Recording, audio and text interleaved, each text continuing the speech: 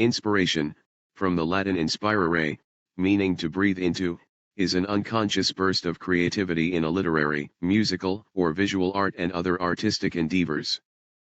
The concept has origins in both Hellenism and Hebraism. The Greeks believed that inspiration or enthusiasm came from the muses, as well as the gods Apollo and Dionysus. Similarly, in the ancient Norse religions, inspiration derives from the gods, such as Odin. Inspiration is also a divine matter in Hebrew poetics. In the book of Amos, the prophet speaks of being overwhelmed by God's voice and compelled to speak. In Christianity, inspiration is a gift of the Holy Spirit. In the 18th century, philosopher John Locke proposed a model of the human mind in which ideas associate or resonate with one another in the mind.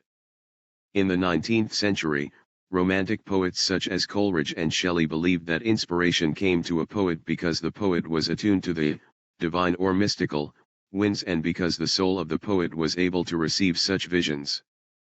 In the early 20th century, psychoanalyst Sigmund Freud believed himself to have located inspiration in the inner psyche of the artist.